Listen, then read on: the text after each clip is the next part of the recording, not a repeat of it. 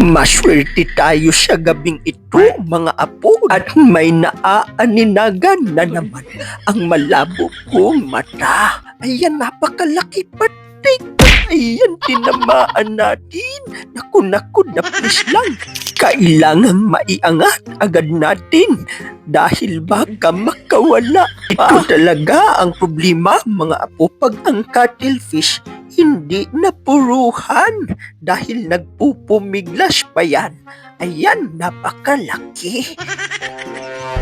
Sa di kalayuan ay akin ngang naaaninagan isdang natutulog sa buhanginan. Ayan o, nakahiga pa.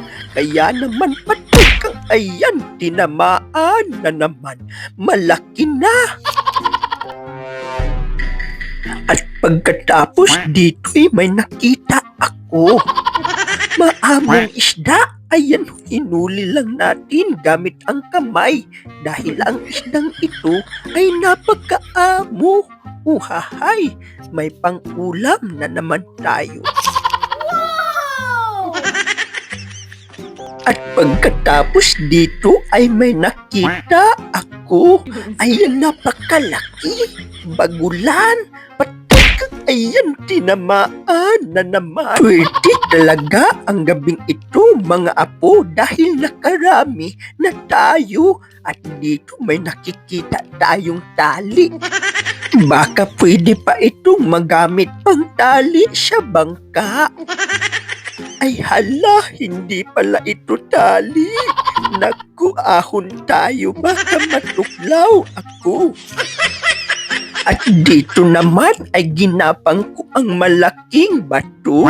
At ito na, may nakikita tayong pag-ihaw. Patikang ayan, tinamaan na naman.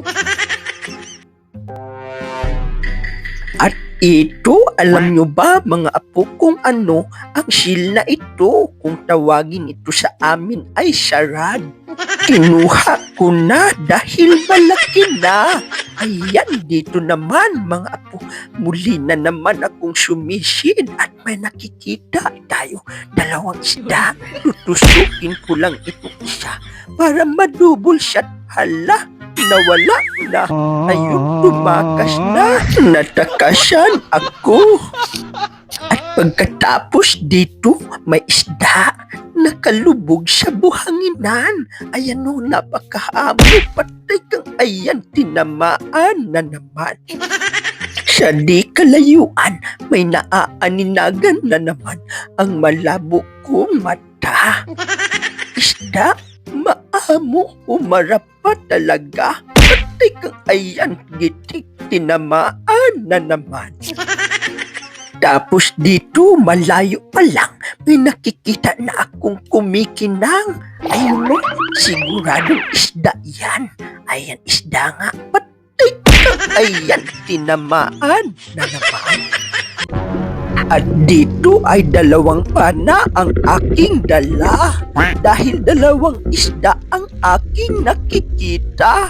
Patay ka. Ayan, tinamaan natin ang isa. At ito pa, patay ka.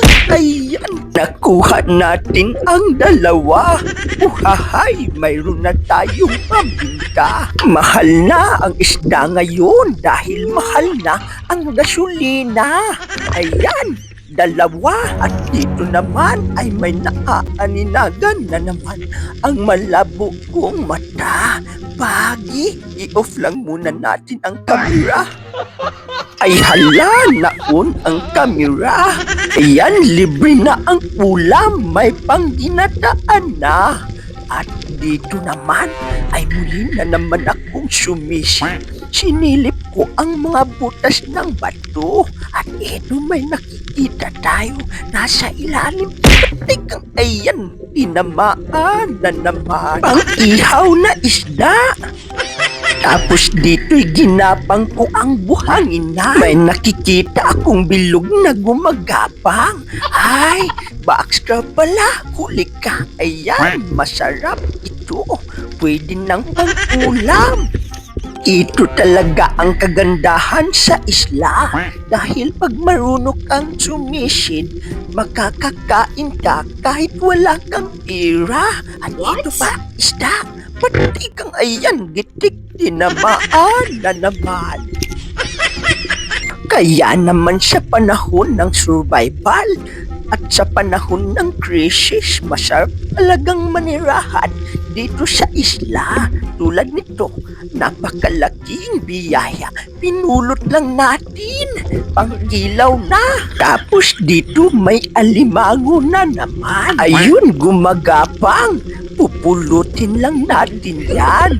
Ganito ang biyaya, mga apo sa isla. Pinupulot ko lang. Uhahay, may pang-ulam na. At dito naman, dahan-dahan kong ginapang. At may nakita tayong mag-ihaw. Pati kang ayan, tinamaan na naman. Napakalinaw ng tubig dagat ngayon. Malayo pa lang ay nakikita ko na. Isda, pag-ihaw na naman. Ayan, pati kang tinamaan na naman. At pagkatapos ay sumisid na naman ako. Napakalalim pala nito, mga apo. Tapos mabuti na lang may nakikita akong nguso ng isda. Pati kang tinamaan na naman. Danggit. Akala ko talaga ay swerte na. Pagsisid ko hiyay, anong nilalang ito? Malaki sana. Kaso nga lang, baka nagkakalason yan.